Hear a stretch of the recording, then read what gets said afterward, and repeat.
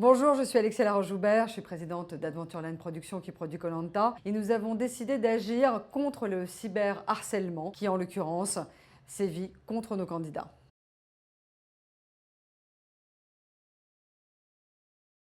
Bonjour Alexia, Bonjour. merci de me recevoir donc pour parler de cette lutte contre le cyberharcèlement à laquelle vous vous associez. Pourquoi vous avez décidé là maintenant de saisir le procureur de la République? J'ai vu un communiqué de presse sur les réseaux sociaux. Il s'avère que le programme a été le feuilleton du confinement et qu'on a subi la rançon du succès, c'est-à-dire qu'on a 4 de nos candidats, 4 de nos aventuriers qui ont été harcelés par rapport à leurs actes qui étaient complètement normaux dans le cadre du jeu de koh Lanta, menacés de mort et menacés aussi de sévices contre leurs proches. Ouais. Et il y a eu une sorte de tissu de haine. Alors comme d'habitude, c'est pas du tout massif, parce que massivement les gens les ont soutenus, mais il y a quelques individus qui, sous prétexte qu'ils pensent être anonymes derrière les réseaux sociaux, se sont permis des paroles qui n'ont pas lieu d'être et qui s'appellent du harcèlement et qui sont pénalement répréhensibles.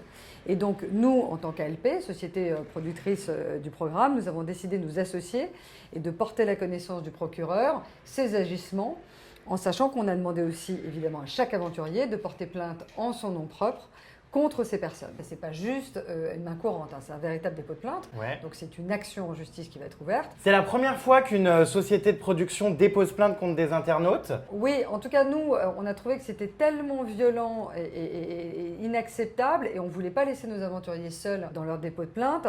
Donc en portant la connaissance du procureur et en se manifestant, ça donne un poids et évidemment une résonance plus particulière. Je pense qu'il y a une méconnaissance de ça. Ton rôle, c'est de le faire savoir. Mon rôle, c'est aussi de le faire savoir et de dire que ça ne sera pas impuni.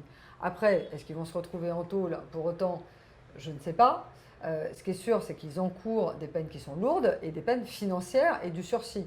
Or, avoir ça sur un casier judiciaire, ça vous empêche dans la vie de faire plein de choses. On a l'impression, en tant que vraiment téléspectateur, que c'est la première fois qu'il y a un peu d'humanité dans la télé, qu'on n'est pas là que pour le show, tout ça, et qu'on soutient vraiment ces candidats. Je pense que c'était important d'envoyer un signal fort pour les soutenir contre ces haters et pour dire qu'on a toujours eu quand même une conscience très forte au sein d'ALP, la société que je dirige, du bien-être de nos candidats. Je pense qu'on est ceux qui rentrons dans un protocole d'accompagnement le plus poussé. Je crois qu'il n'y a pas d'émissions qui sont aussi présentes auprès de nos candidats. C'est important. Les gens qui se cachent derrière des pseudos et des photos de profil pensent être anonymes, mais la justice retrouve toujours tout le monde. Il y a évidemment, d'autant plus que maintenant, il y a des organismes policiers qui sont spécialisés dans la cybercriminalité et le cyberharcèlement. On va parler donc de Régis, qui est le candidat, je pense, qui a subi le plus d'attaques. Je crois qu'on s'en est pris à sa femme, à ses filles, menaces de viol, de meurtre. Est-ce que vous pouvez nous dire exactement ce qui a été dit, proféré à son encontre? En l'occurrence, c'est un peu tout ce que vous avez dit et ça a continué encore récemment. Il a reçu des menaces contre sa famille, comme quoi, en effet, de violences physiques. On a menacé son employeur, on a dit qu'on allait l'attendre à la sortie de son travail, etc., etc. Le confinement peut générer des augmentations de violence, mais quand même, il faut penser à ceux qui reçoivent ça. Régis, il a participé à un programme de divertissement familial. Après, on peut être d'accord ou pas avec sa stratégie, mais elle est complètement acceptable et elle est dans le cadre d'un règlement du jeu. Après, que des gens se permettent ça sous prétexte qu'ils soient confinés, c'est un débordement qui est complètement excessif et qui n'a pas lieu d'être. C'est des actes graves. Alors peut-être que pour les gens, ça leur paraît anodin et juste rigolo, mais ceux qui prolifèrent de telles menaces sont quand même assez conscients de ce qu'ils font. Vous n'écrivez pas ça comme ça, dans un petit moment de délirium. Voilà, vous savez ce que vous faites. On a un peu peur quand même.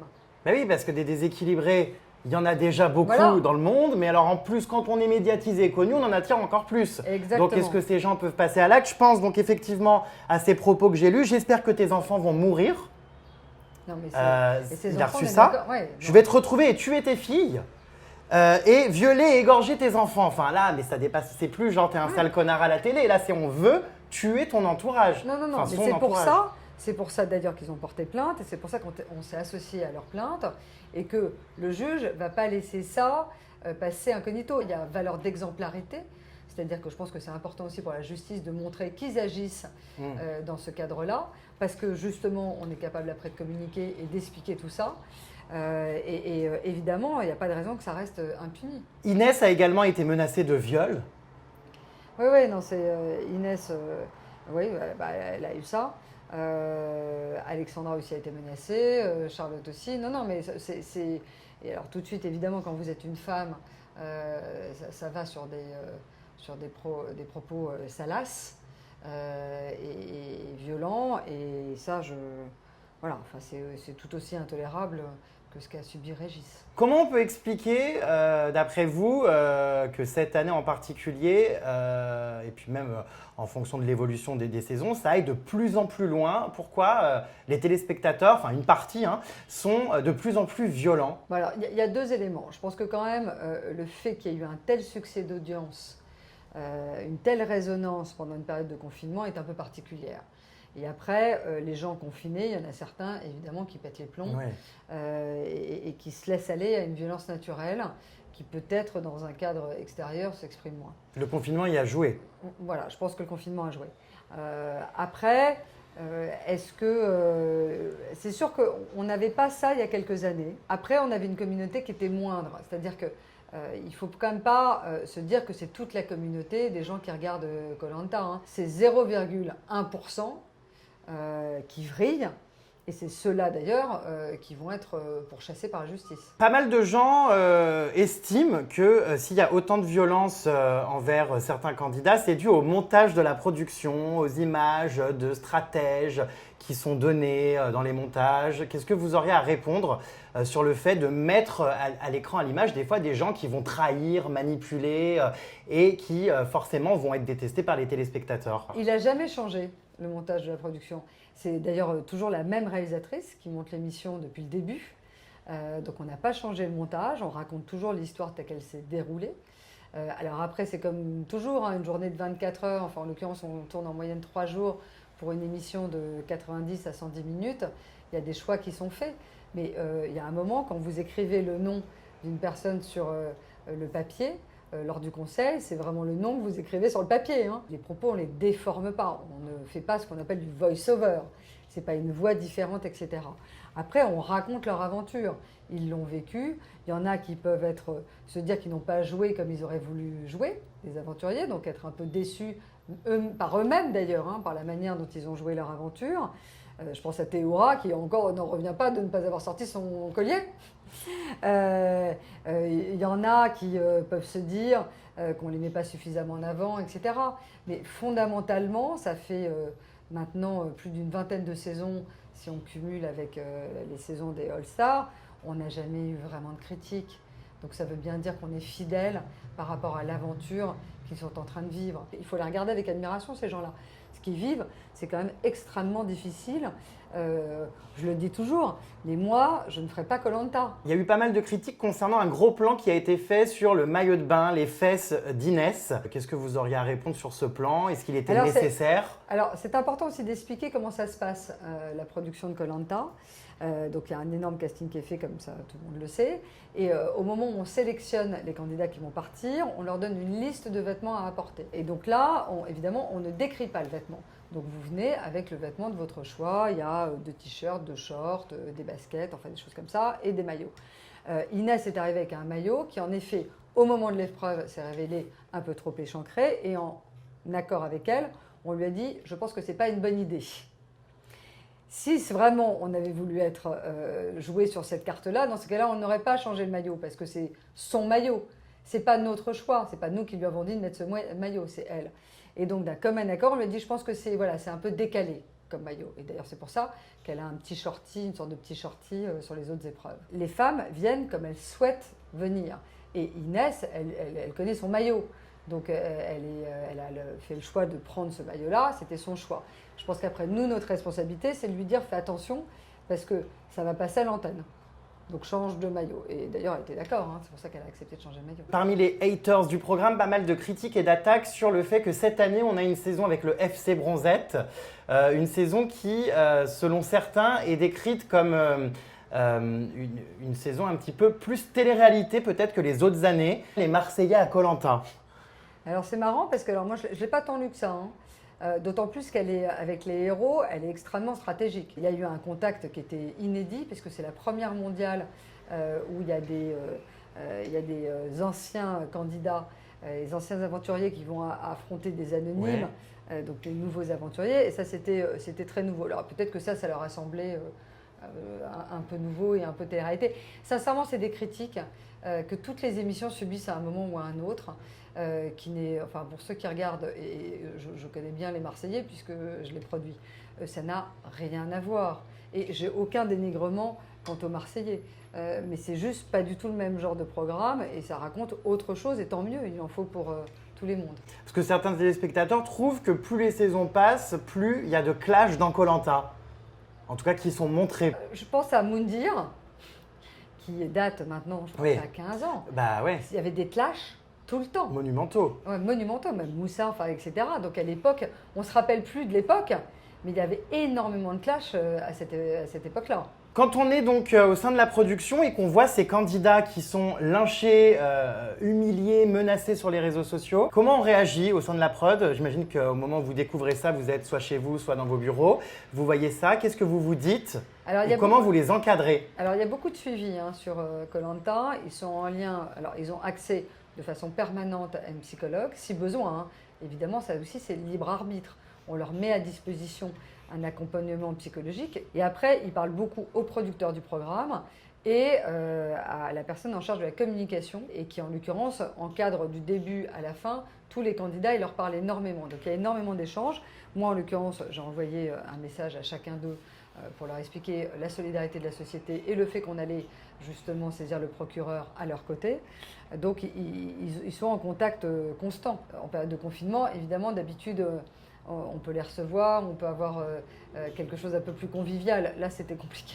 Ça vous touche personnellement?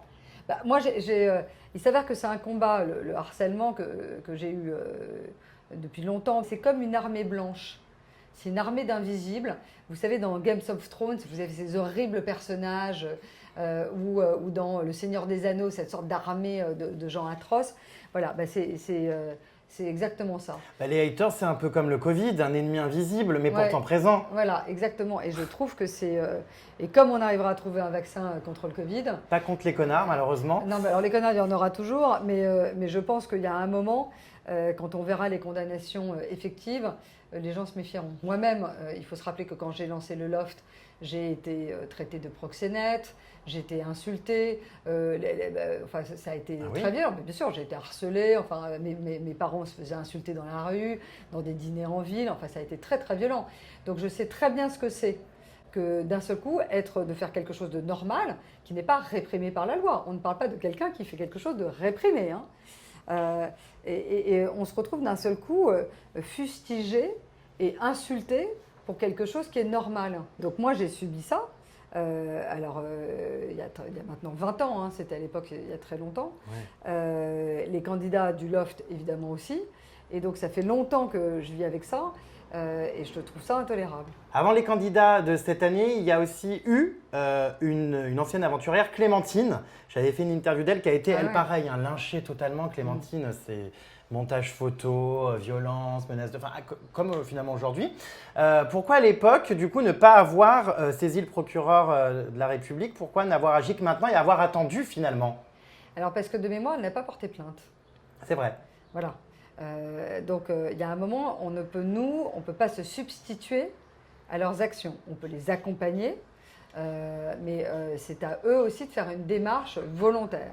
Donc Clémentine n'avait pas souhaité le faire ou ne l'avait pas fait. En revanche, moi j'étais sortie en presse, Denis était sorti en presse pour la soutenir et dire que c'était intolérable. Alors qu'elle avait un jeu en plus qui était assez remarquable, hein, qui pouvait choquer certains. Mais elle avait sauvé sa peau et en tant que stratège, c'était une excellente stratège. À l'époque de Moundir, je prends Moundir comme référence, c'était quoi, il y a 20 ans peut-être, je sais plus trop, les réseaux sociaux n'existaient pas. Non. C'est un problème finalement qui n'existait pas avant, cette haine sur Internet. Non, mais elle s'exprimait différemment. Moi, je me rappelle quand je produisais le Loft, je ne sais pas si vous vous rappelez, mais il y avait eu une cinquantaine de contestataires, donc qui, à mon avis, seraient les haters d'aujourd'hui, qui avaient déversé des excréments et des ordures devant le siège de TF1 d'M6. d'M6, pardon. Devant le siège d'M6. Ouais, ouais. Donc c'est aussi un acte très violent. Moi, je vous dis, j'avais été insultée. Le médecin qui travaillait auprès des candidats était insulté. Alors, ça ne s'exprimait pas. Le problème des réseaux sociaux, c'est que vous êtes constamment branché sur votre téléphone et vous les recevez. Et d'ailleurs, tout notre travail, et principalement notre travail d'une femme qui accompagne les candidats qui travaillent pour ALP, c'est de leur expliquer qu'eux-mêmes, il ne faut pas qu'ils se fixent là-dessus. C'est-à-dire qu'il ne faut pas lire ces messages. En les lisant, on leur donne du crédit, alors que si on les néglige et qu'on n'y fait pas attention, qu'on n'y répond pas, donc on n'alimente pas cette forme de satisfaction qu'ils ont de faire du mal, au final, ça disparaît. Mais c'est aussi de la responsabilité, parce que, on ne va pas se mentir, ce n'est pas de la responsabilité de la production, c'est de la responsabilité des plateformes. Parce qu'on va parler de ceux qui sont réellement... Ouais. Ne nous trompons pas de coupables. Mais c'est surtout que la responsabilité, enfin ça c'est un débat interminable, mais la responsabilité des plateformes, il n'y a pas de responsable éditorial en France pour chaque réseau social, pénalement responsable. Donc donc le problème, il n'est pas au bon endroit. Le problème, il est sur des plateformes. Alors quand même, elles font un effort là-dessus parce qu'elles se rendent compte qu'elles ont une responsabilité. Non mais maintenant, de plus en plus peut-être. Certains propos sont condamnés et condamnables et elles les bloquent. Mais elles ne les bloquent que sur dénonciation et voilà. Donc c'est un process qui demande du temps, puis ça veut dire que c'est déjà sorti, donc le mal est fait. Ça en est où? Est-ce que les enquêtes ont commencé? Où en sont ces plaintes? Alors je sais que toutes les actions ont donc été reçues. Après, vous savez, c'est la justice. Donc nous n'avons pas accès, dans le cadre d'un dépôt de plainte, à la suite de la procédure. Donc là, normalement, c'est la justice qui va se mettre en branle avec des enquêtes, avec ce service spécialisé dans le cyberharcèlement. Et là, ça va suivre son cours. Ça va se faire vraiment, vous pensez? Je le souhaite. Moi, je fais partie des Français qui ont confiance en la justice. Qui est très lente quand même, surtout pour ce genre de problématique. Oui, alors on pense que le fait qu'on ait appuyé ces dépôts de plainte va faire accélérer les choses. Aujourd'hui, vous avez affirmé vouloir engager des actions judiciaires à chaque fois que cela sera nécessaire. Sauf qu'au bout d'un moment, on ne peut pas attaquer 15 000 internautes. Non mais ça, on sera toujours aux côtés de nos aventuriers quand c'est nécessaire. Après, on verra la prochaine saison comment ça se passe, je n'en sais rien. On verra aussi s'il y avait, comme je vous dis, pas une sorte de catalyseur lié au confinement, ce qui est possible aussi. Et puis après, je pense que les gens ont compris qu'il y avait des poursuites qui étaient enclenchées et qui vont peut-être réfléchir intelligemment, je l'espère, à ce qu'ils écrivent sur les réseaux. Là, il y a eu des personnes qui ont dépassé le cadre normal et acceptable et sont dans un cadre pénal. Qu'est-ce que vous diriez aux futurs candidats de Koh-Lanta qui pourront peut-être l'année prochaine se retrouver face à un flot d'insultes et de menaces? On sera toujours là, nous, au sein de la production, à lutter contre le cyberharcèlement. Et personnellement, moi, je le serai.